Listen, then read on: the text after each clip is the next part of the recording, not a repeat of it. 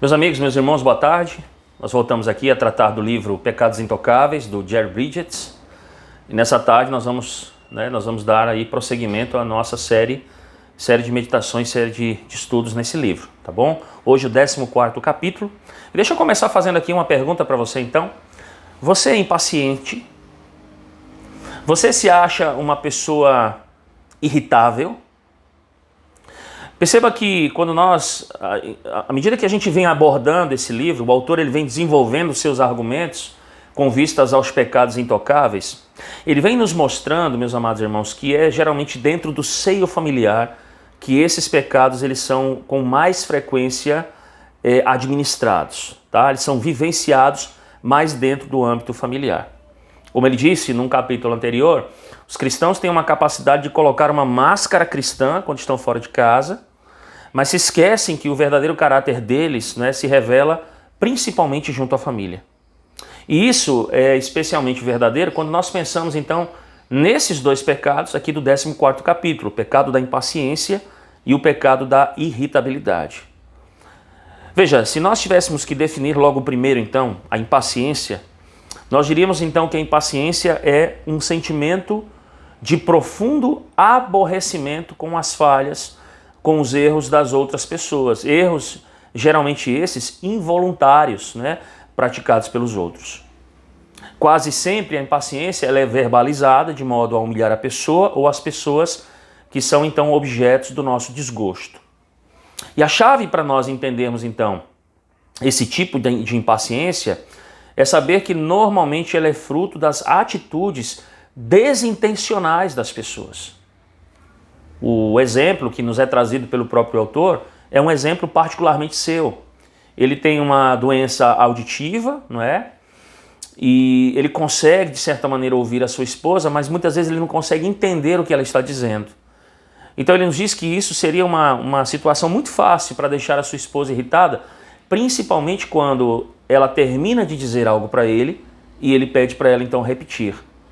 Então ele nos diz que a sua esposa teve que aprender a ser paciente, com ele exatamente nessa área, ou seja, deixar a sua impaciência de lado.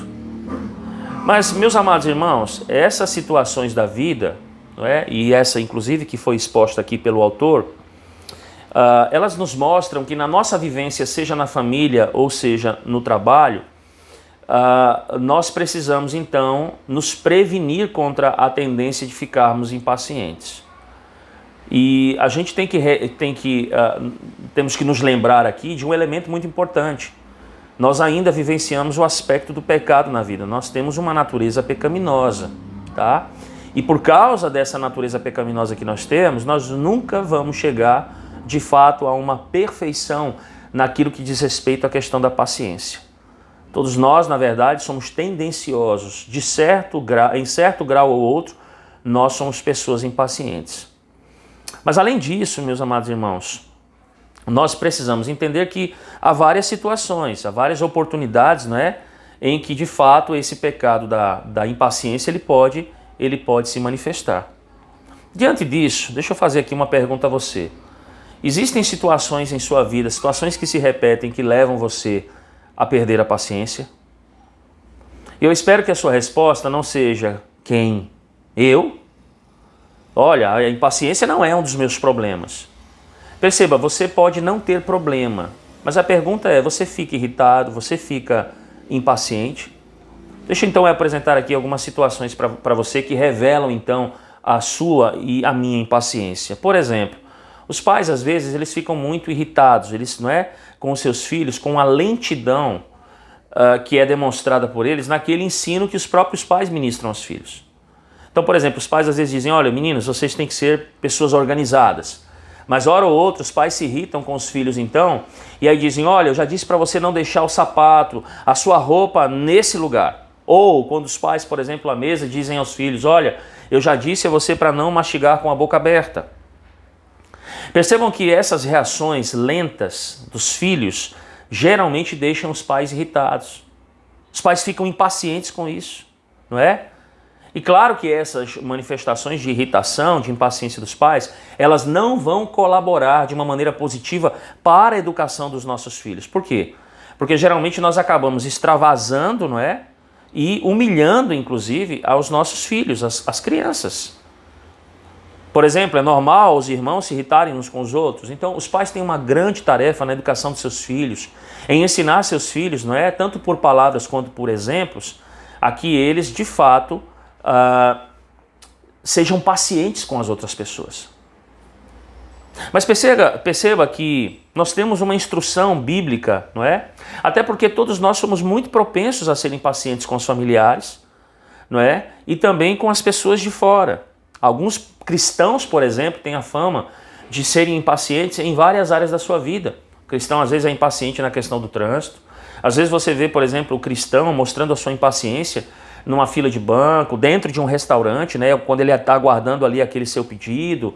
Enfim, em vários locais se revelam então a irritação dos cristãos, dos seres humanos, mas dos cristãos.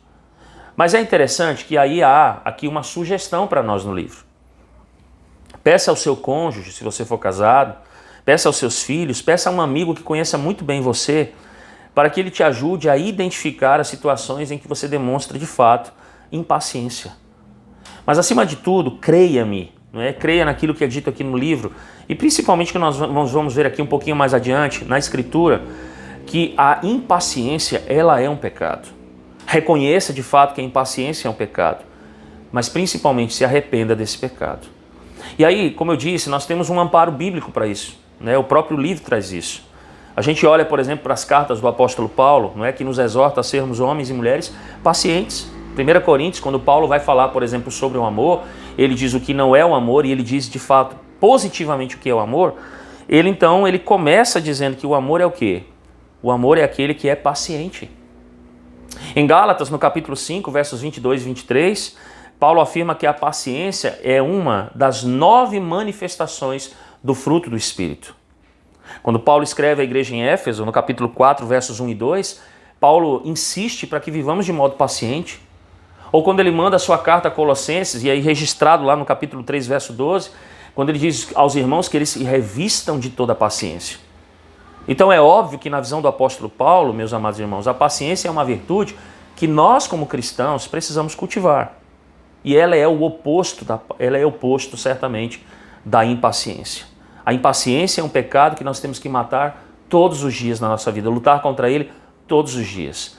Porque embora ele seja muitas vezes e naturalmente aceitável aos nossos olhos, ele não é aceitável aos olhos de Deus.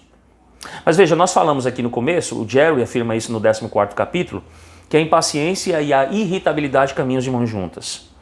E embora a impaciência ela seja um sentimento de profunda chateação, não é? Exasperação, a irritabilidade, de acordo com a definição do livro do autor, descreve a frequência com que a pessoa fica impaciente com coisas mínimas.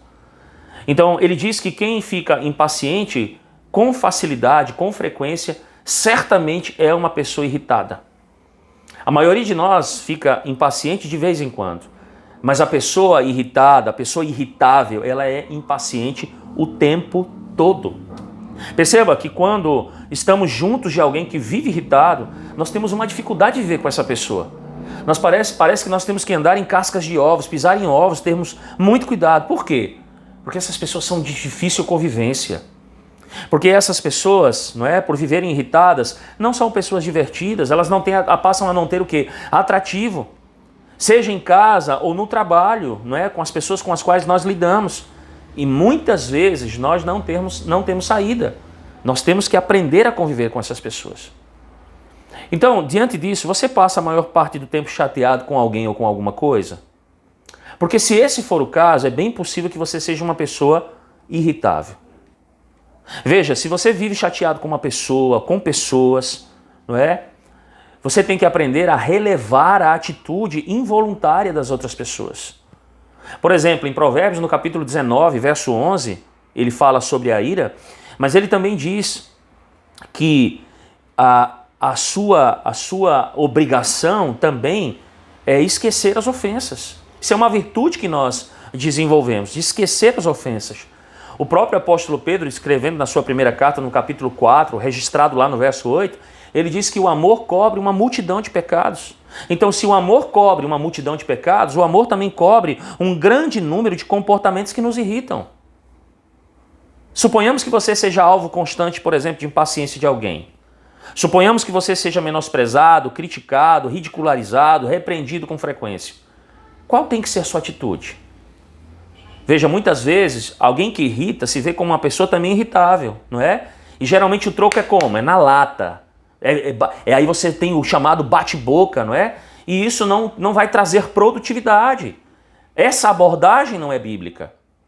Mas se você também é uma pessoa que você não verbaliza a sua indignação contra alguém que de fato é irritável, e você fica ressentido com essa pessoa lá no seu coração, lá dentro do seu âmago, não é? A pessoa que explodiu com você, essa reação também é um pecado por parte sua. Então só há duas condições aqui possíveis. Primeira, aquela que nós adotamos à semelhança de Jesus Cristo. Que como diz também Pedro na sua primeira carta, no capítulo 2, verso 23, ao ser insultado, ele não retribuía com insulto. Quando sofria, ele não ameaçava, mas ele entregava-se àquele que julga com justiça. E muitas vezes essa é a nossa única saída.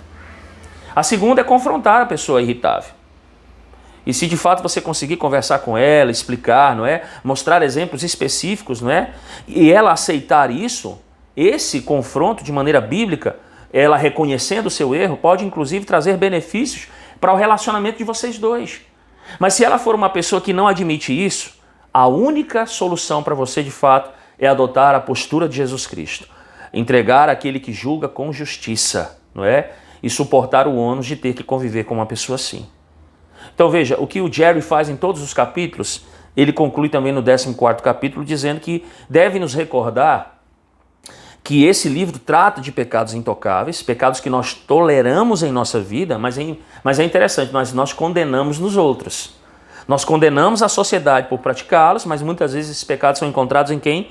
Em nós. Então, se nós julgamos com severidade um mundo que pratica esse tipo de coisa, julguemos com a mesma severidade nós que estamos muitas vezes praticando esses mesmos pecados, não é? Então que nós não sejamos iguais, por exemplo, ao fariseu, que quando subiu ao templo para orar, ele diz, ó Deus, graças eu te dou, porque eu não sou como os demais homens, nem muito menos como esse publicano. Mas que a nossa atitude seja exatamente daquele cobrador de impostos, daquele publicano, que não ousava nem levantar os seus olhos para o céu, mas já batia no peito dizendo, ó Deus, sê propício a mim, pecador. Que Deus lhe abençoe, que Deus possa lhe edificar por meio dessa palavra, que você possa lutar contra a sua irritabilidade, contra a sua impaciência. Que Deus o abençoe. Um abraço.